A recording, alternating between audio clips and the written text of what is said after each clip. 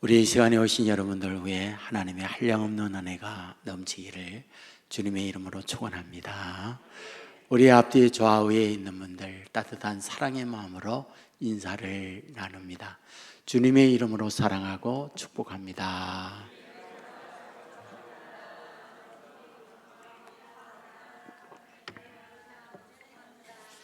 예, 감사합니다. 찬양대 언제나 인사를 잘 해주셔서 고맙습니다. 내가 생각한 인생이 아니야. 멋진 제목의 책이 있어요. 여기에 기린이가 새끼를 낳는 이야기가 나와 있습니다. 왜 기린일까요? 기니까 목도 길고 다리도 길고. 일반적으로 새끼를 낳을 때 보금자리, 새끼가 가장 안전하게 출산할 수 있는 환경, 이런 곳에서 새끼를 낳잖아요. 근데 이 기린은 반대예요. 험한 곳에 서서 하늘처럼 높은 곳에 새끼를 툭 하고 땅에 떨어뜨려요. 충격으로 완전히 죽을 맛이지. 그런데 이 어미가 이 새끼를 향하여 뒷발로 걷어차는 거예요. 여러분, 동물의 왕국 이런 영상을 보면 사자 호랑이 달려들 때 기린이 발기질하는 거 봤죠? 거의 뻗잖아요. 근데 새끼를 어미가 이렇게 차는 거예요. 날아가죠. 여러분, 혼미한 가운데 있는데 이 어미가 오더니 또 차버려. 이러다 죽겠구나. 비실비실 일어났는데 그때 와서 또 차버리는 거야. 비로소 하는 거지. 정말 죽는구나. 살려면 도망가야 하는구나. 그리고 뛰기 시작하는 거야. 근데 그때 어미가 와서 핥아줘요. 그리고 그때 어미가 젖을 먹여줘요. 도대체 왜 어미가 이 악마적인 행동을 새끼에게 하는 겁니까? 간단해요. 야, 이놈아, 세상 사는 게 그렇게 노릇한 게 아니야. 세상 사는 게 그렇게 녹록한 게 아니야, 이놈아. 하이에나, 사자, 호랑이, 너를 언제나 노리고 있는 놈들이 가득 차 있어. 살려면 도망가야 해. 뛰어야 해. 일찍이 훈련하는 것이 기린이 엄마의 생각이라는 거예요. 하나님께서 하나님의 자녀를 향하여 갖는 하나님의 마음이 어떤 것일까요? 당연히 하나님의 말씀을 보면 이렇게 말하잖아요. 내가 너희를 세상에 보내는 건 어린 양을 이리 가운데 보내는 것과 같다. 그렇게 말하잖아요. 여러분, 사는 거 쉽지 않아요. 힘들어요. 정말 힘들어요. 완찬난 병화요. 내가 바라는 소망이 있는데 그 소망이 번번이 무너져 내려요. 나 혼자 사는 게 아니잖아요. 더불어 살잖아요. 더불어 사는 저 상대가 언제나 내 편입니까? 악마적인 상대도 많이 있어요. 그 상대 때문에 속상하고 잠 못 자고 증오하고 이런 현실에 살고 있는 저와 여러분에게 하나님이 이 세상에 보내면서 하나님이 갖고 있는 하나님의 마음 무엇일까요? 당연히 세상 살 때 강하고 담대한 하나님의 자녀로 살기를 원하는 거잖아요. 그리하여 성경 뭐라고요? 내가 단련한 이후에 정금같이 나오리라. 하나님은 하나님의 자녀로 하여금 단련하여 정금 같은 사람 되기를 바라는 것, 그것이 하나님의 마음이잖아요. 그런데 오늘 본문을 통하여 하나님이 우리에게 주고파 하는 게 있다고요. 그게 뭘까요? 단련받고 정금같이 나오는 그런 하나님의 자녀만이 아니라 위로 능력을 덧입어서 내 힘을 넘어서는 능력의 사람, 너의 지혜를 넘어서는 하늘의 지혜, 너의 한계를 넘어서는 하나님의 역사함으로 인생을 살게 하고자 하는 것, 그것이 하나님이 저와 여러분을 향하여 갖고 있는 하나님의 뜻이다. 오늘 요일을 통하여 이 말씀을 하려고 해요. 여러분, 요일서에서 가장 많이 반복하는 내용 무엇일까요? 그것은 여호와의 날이라는 단어예요. 그러면 이 여호와의 날, 그 날이 어떤 날인 걸 말씀하고 있는 걸까요? 그것을 성경은 저주와 심판의 날이다 이렇게 말해요. 그러면 저주와 심판의 내용, 어떤 저주와 심판이 임하고 있는 걸까요? 1장 4절에 보면 팥종이가 남긴 것을 메뚜기가 먹고 메뚜기가 남긴 것을 너치가 먹고 너치가 남긴 것을 황충이 먹었도다. 완전히 씨말리는 하나님의 저주가 있다 이 말을 하잖아요. 1장 6절에 보면 다른 한 민족이 내 땅에 올라왔음이로다. 그들은 강하고 수가 많으며 이빨은 사자의 이빨 같고 그 어금니는 암사자의 어금니 같도다 말씀하고 있어요. 한 민족 강하고 수가 많은 이들이 너의 땅에 올라와서 너희들을 핥히게 되는데 사자의 이빨보다 더 강한 이빨로 너희들을 문다. 어금니는 이리의 암사자의 어금니와 비교 안 되는 그 강함으로 너희들을 씹는다. 하나님의 저주를 말하죠. 1장 10절에 보면 밭에 황무하고 토지가 마르니 곡식이 떨어지며 새 포도주가 말랐고 기름이 다하였도다. 농사했는데 농산물에 대한 열매를 거두지 못하고 있는 상황이다. 그 말을 하고 있는 거잖아요. 요엘은 여호와는 하나님이다 이런 뜻을 갖고 있어요. 그의 아버지 부두엘입니다. 하나님은 신실하다 이런 뜻을 갖고 있습니다. 무슨 말이냐고요? 아버지 믿어, 아들도 믿어. 이런 신앙의 가정에 이런 어려움이 임한다. 이것을 말씀하고 있는 거잖아요. 저와 여러분이 여기 와서 예배드립니다. 누굽니까? 예수님을 구세로 믿는 하나님의 자녀들입니다. 찬양하고 기도하고 하나님께 헌신하기 위하여 이 자리에 왔습니다. 묻습니다. 여러분의 인생은 어떻습니까? 날마다 만사에 형통한가요? 날마다 여러분 안에 형통함이 여러분 삶에 있습니까? 하나님이 보호하사 날마다 만세하는 삶이 여러분에게 주어졌느냐 이 말이죠. 우리 믿음의 사람들도 원치 않는 병 와요. 우리 믿음의 사람들도 여러분의 경영하는 사업에 힘든 상황을 만날 때 있어요.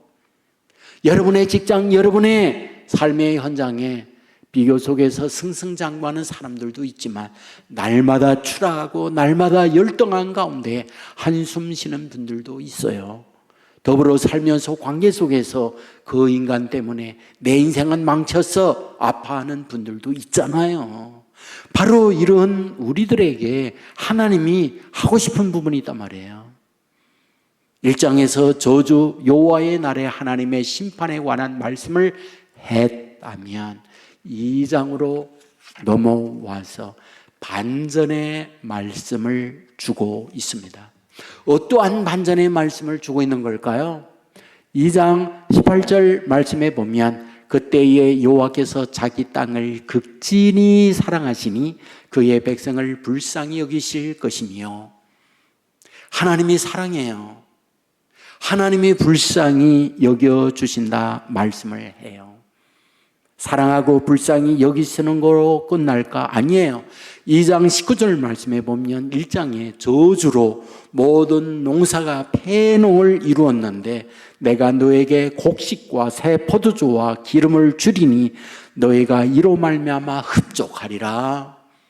농사함으로 풍년이 들고 이 일로 가득 차는 복을 허락해 주겠다. 그리고 이른 비와 늦은 비를 적당하게 줌으로 말미암아 마당에는 밀이 가득하고 독에는 새 포도주 기름이 넘쳐나게 해 주겠다. 이 말씀을 해요. 그리고 너희는 영원토록 수치를 당하지 아니하도록 내가 너희와 함께한다 말씀을 하고 있습니다. 무슨 말이냐고요? 복음의 말씀을 주고 있는 거죠. 기쁜 소식을 주고 있는 거죠. 성경은 창세기부터 요한계시록까지 하나님의 자녀들에게 하나님이 주고받는 내용이 있잖아요. 저주예요. 그러나 축복을 준다는 게 우리를 향한 약속이에요. 비록 허물 많지요. 비록 하나님의 마음에 합당한 자의 삶을 살지 못하는 경우 있지요. 그럼에도 불구하고 너희들 내 자녀니까 포기하지 않고 하나님의 복을 준다는 게 성경의 약속이잖아요. 로마서 5장 8절에 보면 우리가 아직 죄인이었을 때에 그리스도께서 우리를 위하여 죽으심으로 하나님께서 우리에 대한 자기의 사랑을 확정하셨느니라. 무슨 말이에요? 의롭기 때문에 예수님이 너를 위해 죽으셔.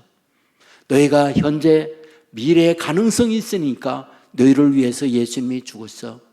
너희들 부요하고 남들에게 인정받으니까 너희들을 위해서 내가 이런 십자가를 졌어 라고 말하고 있지 않다는 거예요.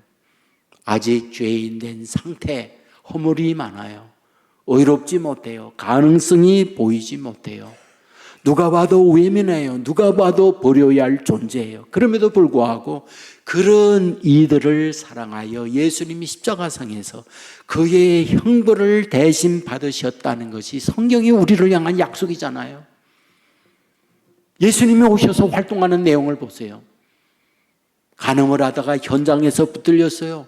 모두가 다 이런 여자 돌로 쳐 죽여야 된다. 돌도고 아우성치며 달려들었잖아요. 네, 예수님은 그 여자 편에 혼자서요. 그리고 그 여인을 위하여 변호하잖아요. 너희 중에 죄 없는 자가 이 여자에게 먼저 돌을 치라. 그러자 하나둘씩 돌을 내려놓고 다 그 자리를 떠나가고 그 여인에게 다시금 희망과 새 출발을 하도록 만들고 있는 분, 그분이 우리 예수님이잖아요. 여러분, 호세아서에 보면 고멜이 멋진 최고의 결혼식을 합니다. 왜? 비록 창녀였어요. 몸 파는 여자예요. 그러나 영순이 호세아를 만나 하나님의 중매로 결혼을 합니다. 얼마나 감사한 일이에요. 모두가 다 부러워하는 결혼식을 올렸잖아요. 여러분, 이후에 3남매 자녀를 낳는데 아시죠? 한 명도 호세아의 아들, 딸 없었다는 거예요. 고멜은 집은 호세아네 집에서 사는데 잠은 다 다른 남자에 가서 자고 와서 배불뚝이가 돼서 아이를 낳는데 하나같이 호세아의 아이가 없어. 다 남의 자식이야. 얼마나 화가 나. 버려야지. 당연히 이런 여자의 제 한 짓에 대한 형벌을 받아야지. 그런데 성경은 뭐라고요? 그럼에도 불구하고 악질 포조에게 빚지고 끌려간 그 여자의 빚을 갚고 그 여자를 데려다가 다시 사랑하라는 것이 하나님이 갖고 있는 이스라엘 백성, 하나님의 자녀들을 향한 마음이라고 말하고 있잖아요. 여러분, 이것이 뭐란 말이에요? 이것이 바로 하나님의 은혜요, 하나님의 사랑이라는 걸 우리에게 말씀해 주고 있잖아요. 여러분, 이 은혜 저와 여러분에게 동일하게 주어졌다 믿으시기를 주의 이름으로 축원합니다. 자, 그런데 이런 은혜를 누구에게 준다고 말하고 있어요? 특별히 이런 은혜를 누구에게 준다고 말하고 있습니까? 오늘 보면 28절에 보면 그 후에 내가 내 영을 만민에게 부어주겠다 이렇게 말해요. 여기서 말하는 만민이라고 하는 아라비아 숫자 아래 풋노트에 보면 히브리 원래 단어는 모든 육체를 말한다 이렇게 되어 있어요. 여기에 육체라고 하는 히브리 단어, 그것은 바사르라는 단어를 쓰고 있어요. 그 바사르라고 하는 육체라고 하는 이 육체는 어떤 부분을 말하고 있는 걸까? 이에 대하여 창세기 3장 6장 3절에 보면 여호와께서 이르시되 나의 영이 영원히 사람과 함께 하지 아니하리니 이는 그들이 육신이 됨이라 이렇게 되어 있어요. 이 말씀은 노아 때에 노아의 가정을 제외한 나머지 모든 인간들이 하나님을 떠나 타락된 더러운 죄의 육신을 말하고 있을 때 여기에 육신을 바사르라고 하는 단어를 쓰고 있다. 그런 말이죠. 단순한 육체가 아니에요.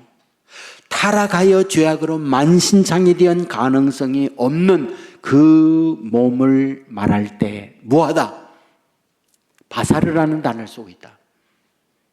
바로 이런 더러운 육체를 가지고 있는 그들을 향하여 하나님이 찾아와서 그들로 하여금 하나님의 복을 준다. 이것을 요엘서를 통하여 말씀하고 있다는 거예요. 그런데 보이는 농산물의 풍성함, 포도즙들의 새포도주가 넘침, 이런 복만 주겠다고 말하는 걸까? 아니에요. 오늘 본문에 보면 내 영을 그들에게 부어주겠다라고 말씀을 해요. 그러면 여기서 말하고 있는 내 영, 그건 뭘 말하는 걸까요? 성령이죠. 성령이 우리에게 오면 그 성령은 우리로 하여금 어떤 사람 되게 할까요? 당연히 능력 있는 사람, 성령이 오면 지혜로운 사람, 성령이 오면 인생에 넘을 수 없는 문제를 넘도록 도와주는 권세를 우리에게 덧입혀 주신다. 이것을 말씀하고 있는 거잖아요. 여러분, 누구에게? 육체에게. 그 육체는 뭐라고요? 바사르에게. 여러분, 모든 육체라고 하면서 그 육체를 오늘 본문에서 대상을 얘기해요. 그 대상이 누구? 자녀들이라고 그래요. 늙은이들이라고 그래요. 젊은이들이라고 그래요. 남종과 여종이라고 해요. 여기 표현되어 있는 이 대상들 모두를 품귀한 표현일 수도 있죠. 하지만 바사르라고 하는 단어의 의미로 이 말씀을 푼다면 대상을 표현하려고 하는 건 아니에요. 여기에 자녀들이란 아직 성숙하지 못한 미성숙자를 뜻해요. 늙은이라는 건 희망이 없는 모든 것이 끝남의 상태를 말해요. 젊은이란 혈기방장하여 오만불선한 상태를 뜻해요. 남종과 여종이란 더 이상 바닥으로 떨어질 수 없는 그런 처참한 비극에 처하여 있는 인생을 말해요. 그들 모두를 모아다 바사르, 그들 모두를 모아다 모든 육체라고 말하고 있다. 바로 그런 그들에게 하나님이 주시려고 하는 게 뭐다? 하나님의 영을 부어주시려고 한다. 왜? 이 험한 세상을 살아갈 때에 단련하는 하나님만이 아니라 위로 주시는 능력을 덧입고 강하고 담대하게 힘있게 너의 인생을 살게 하고자 하는 하나님의 마음으로 이 말씀을 우리에게 주고 있다. 여러분, 저와 여러분에게, 바사라와 같은 저와 여러분에게 위로 하나님의 영을 덧입혀 주려고 하는 것, 하나님의 뜻이다. 믿으시기를 주의 이름으로 축원합니다. 그런데 이런 요엘서를 통하여 예언했던 이 말씀이 성취되죠? 언제? 사도행전 2장에서.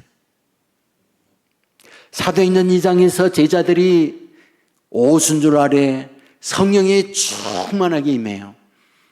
그래서 성령의 말하게 하심 따라 말하고 성령의 행하게 하심 따라 행하게 돼요. 사람들이 이러한 제자들의 모습을 보면서 말해요. 술 취했네. 오전 9시인데 9시부터 술 취해서 해롱거리네. 이 말을 들었던 베드로가 그들을 향하여 설교하죠. 설교 본문이 어디예요? 오늘 본문이죠. 요엘서 2장 28절 이하의 말씀을 가지고 사람들에게 설교합니다. 여러분, 우리가 술 취한 게 아닙니다. 오전 9시부터 만취 상태에서 해롱거리는 거 봤습니까? 절대 그렇지 않아요. 요엘 선지를 통하여 예언했던 그 말씀이 오늘 우리에게 이루어졌다고요. 말세에 위로부터 성령이 임하게 될 것이고 그 성령은 뭐한다? 우리로 하여금 새 인생 살도록 만들어준다 약속했고 그 약속이 우리에게 임했습니다. 그걸 얘기하고 있잖아요. 사랑하는 여러분, 제자들이 누굽니까? 갈릴리 사람들이요. 갈릴리 사람들은 어떤 사람들이요? 가난하고 배우지 못한 능력 없는 사람들이 모여 살고 있는 그런 동네요. 그리하여 요한과 베드로가 능력 행하고 말씀을 전하게 될 때 사람들이 저들을 손가락질하며 한 말이 무슨 말입니까?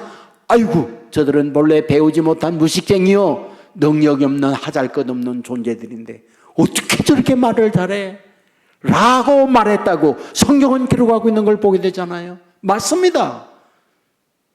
특별한 부모의 교육을 받지 못한 그들이에요. 태어나 부모로부터 배운 것은 고기잡이. 그러했던 그들을 주님께서 부르셔서 그들과 함께하고 오순절 아래 성령이 임하게 되어지자 그 능력은 어떤 능력이요? 여러분, 기도하기 위하여 기도 시간에 올라가자. 구부라는 사람이 있었죠. 한 번도 걷지 못했던 그런 아픔의 장애인. 이때 말했습니다. 네가 원하는 응급 내게는 없다. 그러나 내게 있는 건 내게 준다. 곧 나사렛 예수 이름으로 일어나 걸어라. 일어나 걷는 역사가 나타나고 있는 걸 보게 되잖아요. 뭡니까?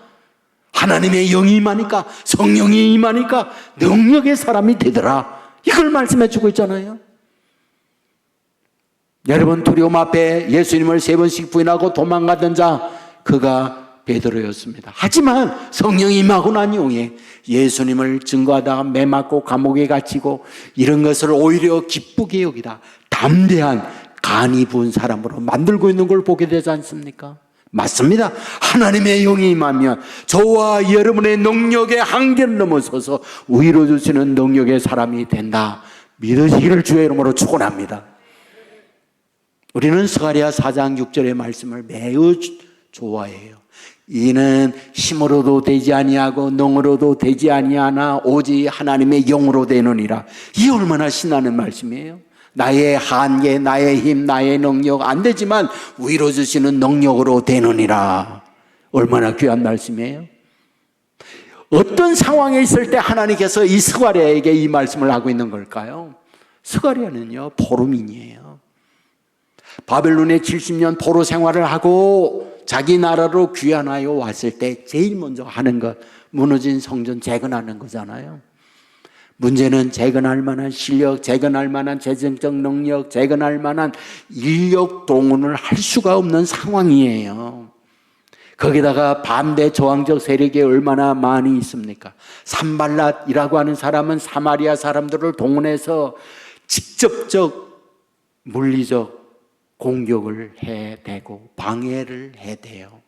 도비아라는 사람은 온갖 조롱과 멸시를 퍼부어요. 내용이 무엇입니까? 여호가 올라가도 무너질 부실 공사를 하고 있다. 너희가 무슨 실력이 있어서 그런 일을 하느냐. 온갖 조롱을 퍼붓고 있잖아요.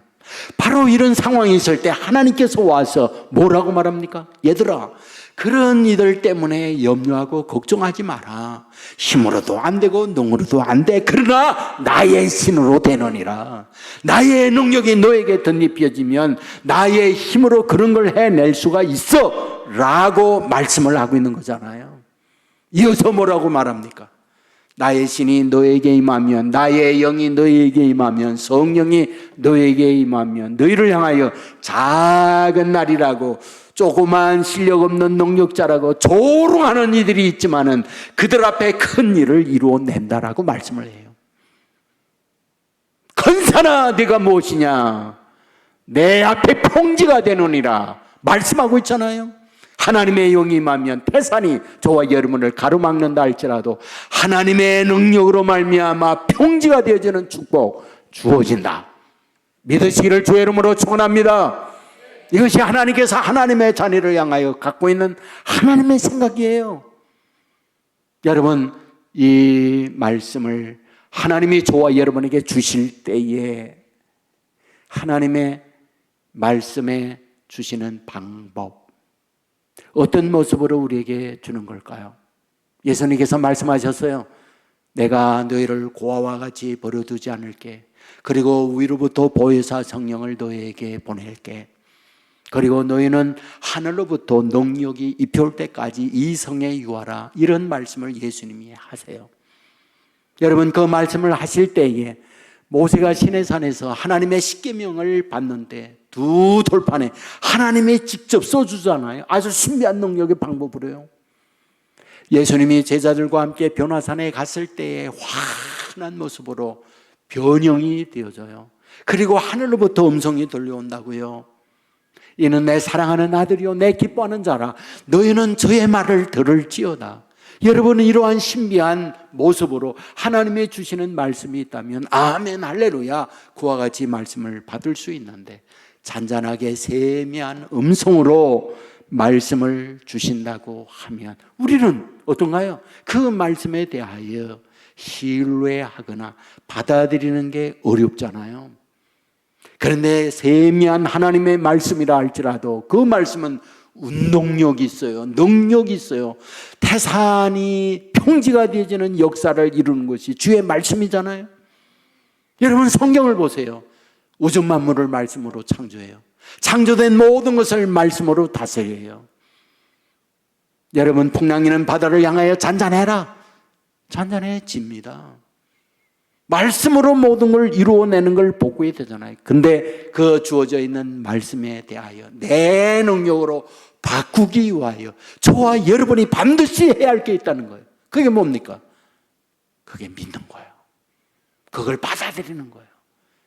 믿고 받아들일 때에 믿고 받아들이는 그에게 이 주시는 말씀은 잔잔한 조용한 세미한 하나님의 말씀이라 할지라도 역사예요. 운동력이 있어요. 그게 말씀대로 되어지는 일이 저와 여러분에게 임한다는 거 믿으시기를 주의 이름으로 축원합니다. 1945년 8월 6일이 어떤 날인지 아시죠? 모르죠? 모르죠? 히로시마에 원자탄 폭탄한 날이에요. 여러분 그 원자폭탄 투하될 때에 한 달 전 7월 초부터 히로시마에 어마어마한 삐라를 뿌렸어요. 내용이 뭐냐? 상상할 수 없는 가공할 폭탄이 터진다. 그러므로 여기에서 50km 이상 다 피신해라. 근데 한 번도 지금까지 그런 폭탄을 본 적 없거든. 경험한 적 없거든. 거의 대부분은 공갈이다 그랬어요. 협박이다 그랬어요. 그리고 안 떠났어요. 몇몇 사람만 떠났어요. 원자탄이 투하되는 그때 재가 된 거죠. 다 날아가 버린 거죠. 오늘 저와 여러분에게 주어져 있는 말씀을 믿지 아니하면 이런 저주가 임할 수 있어요. 그러나 믿으면 말씀은 살아있어서 말씀대로 저와 여러분에게 역사한다는 거 믿으시기를 주의 이름으로 축원합니다. 성경의 변함없는 공식이 이거예요. 변함없는 법칙이 이거예요. 말씀을 받아들이고 믿고 나가면 믿는 대로 그 말씀은 너에게 임한다라는 거예요. 말씀은 축복이에요. 말씀은 지혜예요. 말씀은 능력이에요. 말씀은 열쇠예요. 인생의 모든 문제 말씀을 대면 열려집니다. 일어나지 못할 그 일 말씀을 통하여 일어나게 합니다. 무너져 있는 내 인생 말씀을 붙들고 가면 일어나도록 힘을 북돋아 주어집니다. 내 지혜를 넘어서는 하늘의 지혜를 말씀을 통하여 얻도록 만들어 주십니다. 여러분 이 말씀을 믿고 나아가게 되어질 때 말씀대로 되잖아요.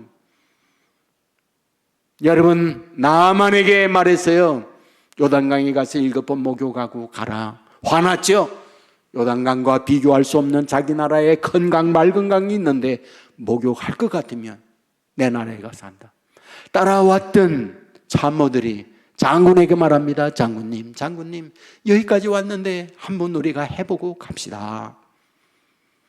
그들의 말을 듣고 한 번, 두 번, 6번째 들어갔다 나올 때까지 하나도 변하지 않아요. 그러나 7번째 마지막 그 말씀대로 들어갔다 나오는 그때에 온몸이 어린아이의 피부와 같이 나병은 깨끗이 치유되고 있는 걸 보게 되잖아요. 오늘도 하나님께서 저와 여러분에게 주시는 말씀은 어떻습니까? 때로 우리의 이성, 우리의 합리적 판단에 어긋나거나 수용할 수 없는 말씀도 있다고요. 그러나 그 말씀을 붙들고 가면 말씀은 일하세요.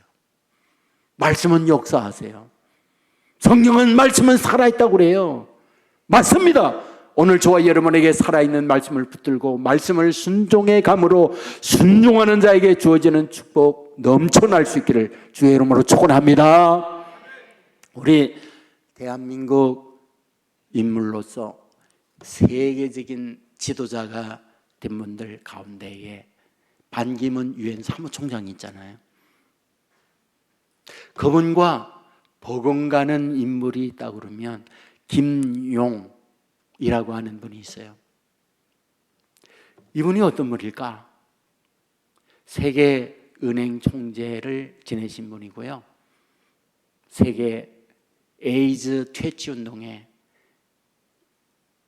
WHO에서 담당자로 일했던 분이고요. 미국의 인류 대학, 아이브 리그 대학이라고 그러는데 다트머스 대학의 총장을 지내신 그런 분이에요. 근데 이분이 어떤 분일까? 이분이 5살 때 이민을 갔어요. 그 어린이집에 갔는데 모두가 다 백인인데 혼자 동양이냐. 그랬더니 아이들이 이상하다 해서 외계인 취급을 하는 거예요. 와서 꼬집지 얼굴을 때리지. 어릴 때부터 견디기 어려운 수모를 겪어요. 친구와 함께 친구 집에 놀러 가는데 9살 난 형이 자기에게 저주해요. 그리고 이 집에서 당장 꺼져버려. 이런 욕을 해대요. 자기가 고등학교 다닐 때 풋볼 팀의 선수가 됐대요. 그런데 상대편에 있는 모든 선수가 자기에게 달려들어서 구타하고 린치를 가하고 거의 죽을 위기에서 살아냈대요. 동네에서 야구를 하는데 상대편 선수 모두가 다 와서 얼굴에 침을 뱉고 걷어차고 자기를 때렸대요. 그는 말해요. 그 험난한 인종차별과 그 낯선 곳에서 살아남기 위하여 자기는 어떻게 했을까? 사실은 그 모든 것들을 견뎌내고 하버드 의대를 졸업하고 이런 세계적인 인물로 우뚝 서게 된 결정적 요인이 어디에 있을까? 그는 얘기해요. 자기는 4대째 믿는 가정이라고, 자기 아버지는 성경을 100독 이상을 하신 분이라고, 자기 가정은 언제나 예배를 드리고 말씀을 주셨던 가정이라고. 그는 어릴 때부터 말씀을 들으면서 성장했어요.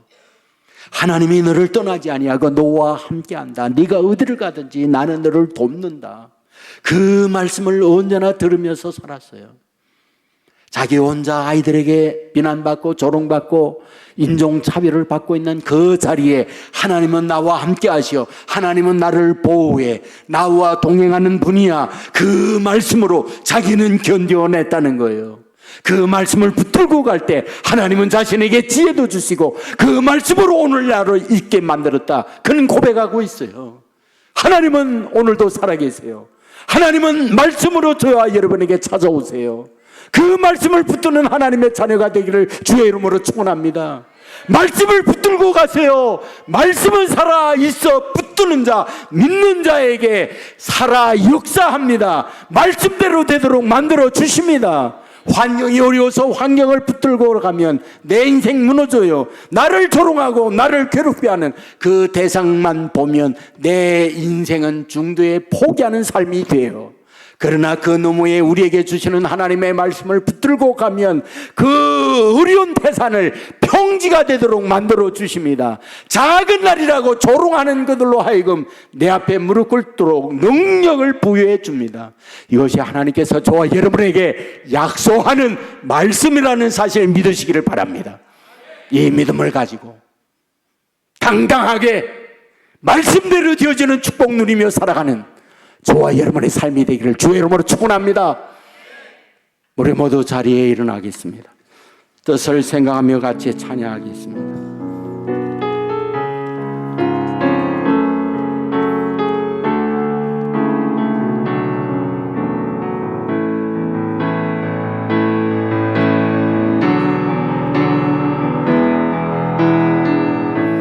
어두운 시절 지낼 때 깊은 한숨 내쉴 때 그런 풍경 보시며 단식하는 분인데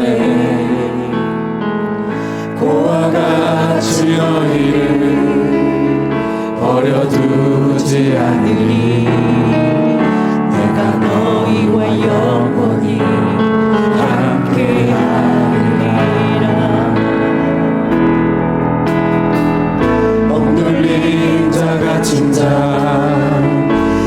피부함이 없는 자 피난처가 되시는 성령님 되시네.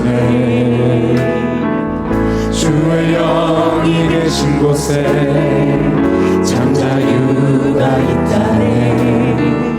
진리의 영이신 성령이 오셨네. 성령이 오셨네. 성령이 오셨네. 내 주에 보내신 성령이 오셨네. 우리 인생 가운데 신이 찾아오셔서 그 나라 꿈꾸게 하시네. 성령이 오셨네. 성령이 오셨네. 내 주에 보내신 성령이 오셨네. 우리 인생 가운데 신이 찾아오셔서 그 나라 꿈꾸게 하시네. 합심해서 기도하겠습니다. 말씀을 생각하며 기도해 주시고 각자 가지고 있는 기도의 제목 믿음으로 구하는 시간 4월 10일 수요일 총선에 하나님을 두려워하고 말씀에 도전하지 않는 지도자가 당선이 되어서 하나님의 마음에 합당한 이 나라로 끌어갈 수 있는 지도자들이 당선되게 하여 주옵소서. 아멘. 주여 한번 외치고 합심하여 기도합니다. 주여. 하나님 앞에 합심하여